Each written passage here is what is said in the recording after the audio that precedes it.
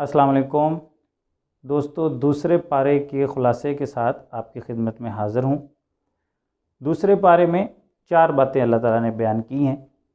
پہلے نمبر پہ تحویل قبلہ کا ذکر ہے۔ ہجرت مدینہ کے بعد 16 یا 17 ماہ تک بیت المقدس قبلہ رہا، اور آپ صلی اللہ علیہ وآلہ وسلم کی چاہت تھی کہ خانہ کعبہ قبلہ ہو۔ اللہ تعالیٰ نے آرزو پوری کی اور قبلہ تبدیل ہو گیا۔ دوسرے پارے میں آیت بر اور ابواب بر کے حوالے سے بھی بیان ہے۔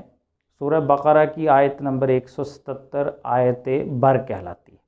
اس میں تمام احکامات، عقائد، عبادات، معاملات، معاشرت اور اخلاق، ان سب چیزوں کا اجمالی طور پر ذکر ہے۔ صفا و مروہ کی سعی، مردار، خون، خنزیر کا گوشت اور جو غیر اللہ تعالیٰ کے نامزد ہوں ان کی حرمت بیان کی گئی ہے۔ اس بارے میں قصاص، وصیت، روزے، اعتکاف، حرام کمائی، قمری تاریخ، جہاد، حج، انفاق فی سبیل اللہ، ہجرت، شراب اور جوا، مشرکین سے نکاح اور حیض میں جماع، الا، طلاق اور عدت اور رضاعت، ان چیزوں کا ذکر بھی ملتا ہے۔ مہر اور حلالہ اور موتدہ سے پیغام نکاح کے بارے میں بھی تیسری چیز بیان فرمایا ہے، وہ ہے قصہ طاعون۔ کچھ لوگوں پر طاعون کی بیماری آئی، وہ دوسرے شہر چلے گئے۔ اللہ تعالیٰ نے 2 فرشتوں کو بھیج کر انہیں موت دی تاکہ انسانوں کو پتہ چل جائے کہ کوئی بھی موت سے بھاگ نہیں سکتا۔ کچھ عرصے بعد اللہ نے ایک نبی کے دعا مانگنے پر انہیں دوبارہ زندگی عطا کی۔ چوتھی چیز قصہ طالوت ہے۔ طالوت کے لشکر نے جالوت کے لشکر کو باوجود کم ہونے کے اللہ تعالیٰ کے حکم سے شکست دے دی۔ اب ہم اس پارے کے خلاصے اور اس کے اہم نکات کی طرف بڑھتے ہیں۔ دوستو، مسلمان پہلے بیت المقدس کی طرف رخ کر کے نماز پڑھتے تھے۔ بیت اللہ کی طرف رخ کرنے کا حکم ہوا تو یہودیوں نے اعتراض کیا۔ پارے کی ابتدا میں ہی اس کا جواب دیتے ہوئے اللہ تعالیٰ نے فرمایا کہ تحویل قبلہ کے حکم خداوندی پر ناسمجھ لوگ اعتراض کریں گے۔ اس کا جواب یہ ہے کہ تمام جہات یعنی کہ ڈائمینشنز اللہ ہی کے ہیں، جس طرف وہ چاہے اپنے بندوں کو رخ کرنے کا حکم دے، کسی بندے کو اعتراض کا حق نہیں ہے۔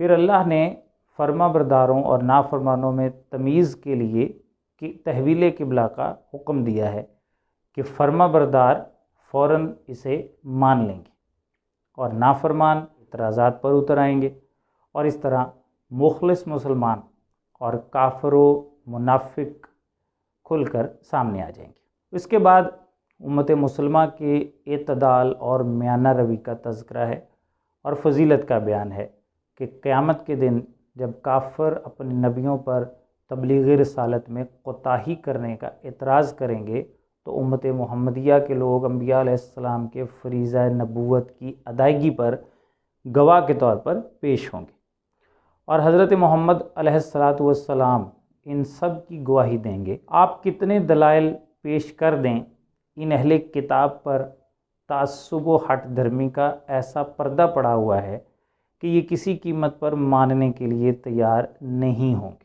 نماز میں قبلہ کی طرف سفر و حضر میں رخ کرنا ضروری ہے۔ اہل کتاب حضور علیہ السلام کے نبی برحق ہونے کو اس طرح جانتے ہیں جس طرح اپنی اولاد کو، مگر حق کو چھپانے کے مرض میں مبتلا ہیں، اس لیے آپ پر ایمان نہیں لاتے۔ اللہ کا ذکر اور اس کا شکر ادا کرنے کی عادت اپنائیں۔ نماز اور صبر کے ذریعے مشکلات پر قابو پانا چاہیے، اور اسلام کے لیے جانی و مالی ہر قسم کی بڑی سے بڑی قربانی کے لیے تیار رہیں۔ اللہ کے راستے میں جانی قربانی دینے والے مردہ نہیں ہیں، وہ زندہ ہیں، مگر تمہیں اس کا شعور نہیں۔ حج و عمرہ کے موقع پر کیے جانے والے اعمال، خصوصاً صفا و مروہ کی سعی، اسلامی شعائر ہیں۔ اللہ تعالیٰ کے نازل کردہ دلائل اور ہدایت کے واضح احکام کو چھپانے والے لعنت خداوندی کے مستحق۔ لیکن توبہ طائب ہو کر اپنا رویہ درست کر کے احکام خداوندی کو بیان کرنے لگیں تو وہ لعنت سے بری ہو سکتے ہیں۔ معبود حقیقی ایک ہی ہے۔ آسمان و زمین کی تخلیق، دن رات کی ترتیب اور انسانی نفع کے لیے پانی میں چلنے والی کشتیاں، بادل، بارش، زمین سے نکلنے والے پھل اور سبزیاں اللہ تعالیٰ کی وحدانیت کے عقلی دلائل ہیں۔ معبودان باطل کے ماننے والے قیامت کے دن پچھتائیں گے، مگر جہنم سے کسی طرح بھی بچ نہیں سکیں گے۔ قرآن کریم کے اتباع کی تلقین کی گئی ہے۔ آباء و اجداد کی اندھی تقلید کی مذمت کرتے ہوئے ایسے لوگوں کو اندھے بہرے کہہ کر جانوروں کی مانند قرار دیا گیا ہے۔ پاکیزہ اور حلال کھانے کا حکم ہے۔ مردار، جاری خون، خنزیر اور غیر اللہ کے لیے نامزد اشیاء کی حرمت کا اعلان ہے۔ نیز اس ضابطہ کا بیان بھی ہے کہ جان بچانے کے لیے ضرورت کے وقت حرام کا استعمال بھی گناہ نہیں ہے۔ نیکی اور اس کی مختلف اقسام کی فہرست بیان کی گئی ہے۔ نیکی دراصل ایمانی بنیادوں پر سر انجام پانے والے اعمال ہیں۔ عزیز و اقارب، یتیم و مسکین کے ساتھ مالی تعاون، نماز اور زکوٰۃ کا اہتمام، ایفائے عہد، مشکلات میں حق پر صبر و ثابت قدمی کا مظاہرہ، سچائی کا التزام کرنے والے ہی متقی کہلا سکتے ہیں۔ قصاص و دیت کے قانون کو بیان کر کے بلا امتیاز اس پر عمل درآمد کی تلقین بھی موجود ہے۔ قصاص حیات انسانی کے تحفظ کا ضامن ہے۔ وصیت کی تلقین کرتے ہوئے کسی پر ظلم و ناانصافی نہ کرنے کی ہدایت کی گئی ہے۔ روزہ کے احکام اور اس کی حکمتوں کا بیان ہے۔ رمضان المبارک کی فضیلت کا سبب اس مہینہ میں قرآن کریم کا نازل ہونا ہے۔ رمضان کی راتوں میں کھانے پینے اور بیویوں سے ملنے کی اجازت ہے۔ نیز اعتکاف کے عمل روزے کے ابتدائی اور انتہائی وقت کا بھی بیان ہے۔ دوسروں کا مال ناجائز طور پر کھانے اور لوگوں کو ناجائز مقدمات میں الجھانے سے باز رہنے کی تلقین کی گئی۔ قمری مہینہ کے مختلف ایام میں چاند کے چھوٹا بڑا ہونے کی حکمت بتائی گئی ہے کہ اوقات کے انضباط اور حج وغیرہ کی تاریخوں کے تعین کے لیے ایسا کیا جاتا ہے۔ دنیا سے برائی ختم کرنے کے لیے قتال فی سبیل اللہ اور اس کے احترام کے ضابطہ کا بھی بیان ہے۔ حرمت بدلہ کی چیز ہے، لہٰذا احترام کروانے کے لیے دوسروں کے مقدسات کا بھی احترام کرنا لازم ہوگا۔ اللہ کے دین کے دفاع میں مال خرچ کرنا ہی تباہی سے بچنے کا بہترین ذریعہ ہے۔ عمرہ اور حج کے احکام بھی بیان کیے گئے ہیں۔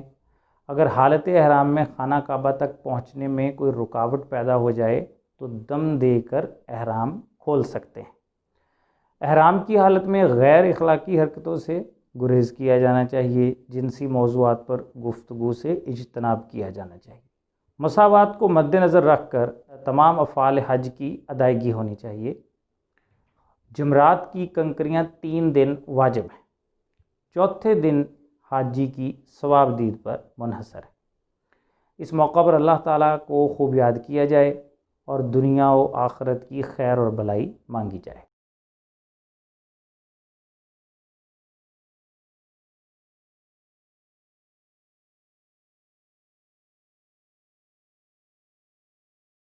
پھر یہاں 2 قسم کے انسانوں کا تذکرہ ملتا ہے۔ قبر و نخوت، فساد و ہٹ درمی کے خوگر جو اللہ کی بات کسی قیمت پر بھی تسلیم نہ کریں، ان کا ٹھکانہ جہنم ہے۔ عجز و اخلاص کے پیکر جو اپنی جان و مال اللہ کے لیے خرچ کرنے کے لیے ہر وقت تیار ہوں، وہ اللہ کی رحمتوں اور مہربانیوں کے مستحق ہیں۔ شیطان کی اتباع چھوڑ کر پورے اسلام میں داخل ہونے کی تلقین بھی بنی اسرائیل اور ان پر انعامات خداوندی کا تذکرہ بیان کیا گیا ہے۔ مذہبی اختلافات اور فرقہ واریت کے لیے ضابطہ کا بیان ہے کہ دلائل کی بنیاد پر حق کی اتباع کرنے والے ہدایت یافتہ اور اللہ کے پسندیدہ لوگ ہیں، جبکہ دلائل سے تہی دامن اپنے من مانی نظریات پر چلنے والے قابل مذمت اور گمراہ ہیں۔ جنت کے حصول کے لیے قربانیوں کے لمبے سلسلے سے گزرنا پڑتا ہے۔ جہاد طبیعتوں پر گراں گزرتا ہے مگر انسانیت کا اس میں فائدہ ہے۔ مسلمانوں پر جہاد کے حوالے سے اعتراض کرنے والے اپنے ظلم و ناانصافی پر بھی غور کریں کہ وہ مسلمانوں کو بیت اللہ سے روکتے ہیں، اسلام پر عمل پیرا ہونے کے راستے میں رکاوٹ بنتے ہیں، مسلمانوں کو ان کے گھروں سے بے گھر کرتے ہیں۔ ایسی فتنہ پردازی تو قتل سے بھی بدتر ہے۔ شراب اور قمار کے بارے میں ابتدائی ذہن سازی کرتے ہوئے ان کے فوائد و نقصانات میں تقابل کی تلقین یہاں بیان کی گئی ہے۔ یتیموں کی کفالت کی تعلیم ہے اور نکاح میں توحید پرست کو بت پرستوں پر ترجیح دینے کا حکم ہے۔ میں حالت حیض میں اپنی بیویوں سے دور رہنے کا حکم ہے۔ جھوٹی قسم سے بچنے کی ترغیب ہے۔ بیویوں کے پاس نہ جانے کی قسم یعنی اعلائی کے حکم کا بیان ہے۔ طلاق اور عدت گزارنے کا خاص طور پر 3 طلاق کا حکم اور حلالہ شرعی کا بیان ہے۔ بچوں کو دودھ پلانے کی مدت 2 سال مقرر کی گئی ہے اور زچہ و بچہ کی کفالت شوہر کے ذمہ رکھی گئی ہے۔ شوہر کے انتقال کی صورت میں عورت کو 4 ماہ 10 روز تک عدت گزارنے کا حکم ہے۔ عدت کے ایام میں نکاح یا منگنی کے موضوع پر گفتگو کی ممانعت بیان کی گئی ہے۔ نکاح کے بعد اگر بیوی سے ملاقات سے پہلے ہی طلاق اور علیحدگی کی نوبت آ جائے تو مہر متعین ہونے کی صورت میں نصف مہر کی ادائیگی لازم ہوگی۔ ان شرعی ضوابط کی پابندی اللہ کا حق ہے، لہٰذا ایک دوسرے کے لیے پریشانیاں اور مسائل پیدا کرنے کے لیے شرعی ضوابط کو پامال نہ کیا جائے۔ نماز کی پابندی اور اس کے اہتمام کی تلقین ہے کہ کسی خوف و خطرہ کی وجہ سے اگر کھڑے ہو کر نماز نہ پڑھ سکیں تو سواری پر ہی ادا کر لیں۔ جہاد کی ترغیب دینے کے لیے ایک قوم کا تذکرہ ہے جو موت کے ڈر سے اپنے گھر سے محض اس لیے نکل بھاگے تھے کہ اللہ نے انہیں موت دے دی، اور بنی اسرائیل کے ایک نبی حضرت حزقیل کی دعا سے انہیں دوبارہ زندہ کر دیا۔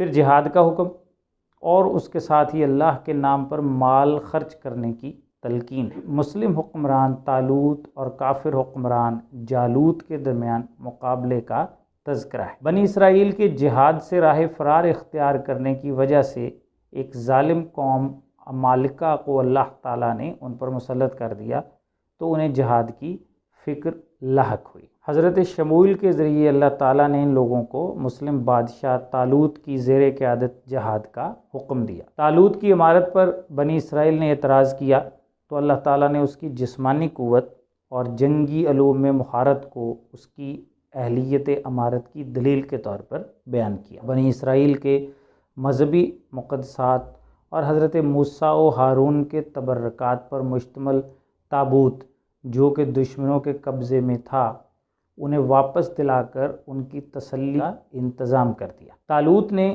جنگی نقطہ نظر سے کچھ پابندیاں عائد کیں جن میں راستہ میں آنے والے دریا سے پانی پینے کی ممانعت شامل تھی۔ بہت سے لوگ اس کی پابندی نہ کر سکے اور جہاد میں شرکت کے لیے نااہل قرار پائے۔ ایک قلیل تعداد جو کہ بعض روایات کے مطابق 313 تھی جہاد میں شریک ہوئی۔ اللہ تعالیٰ نے کفار کو شکست دے کر ہمیشہ کے لیے یہ ضابطہ بتا دیا کہ اللہ کی مدد ایمان و عمل کی بنیاد پر ہوا کرتی ہے، اور دوسرا ضابطہ یہ بتایا کہ جب ظلم اپنی انتہا کو پہنچ جاتا ہے تو اللہ تعالیٰ اپنے بعض مومن بندوں کو استعمال کر کے ظالموں کا صفایا کر دیا کرتے ہیں۔ حضور اکرم صلی اللہ علیہ وآلہ وسلم کا نبی امی ہونے کے باوجود ان تاریخی واقعات کو بیان کرنا اس بات کی دلیل ہے کہ یہ قرآن اللہ تعالیٰ کی نازل کردہ کتاب ہے اور آپ اللہ کے رسول برحق ہیں۔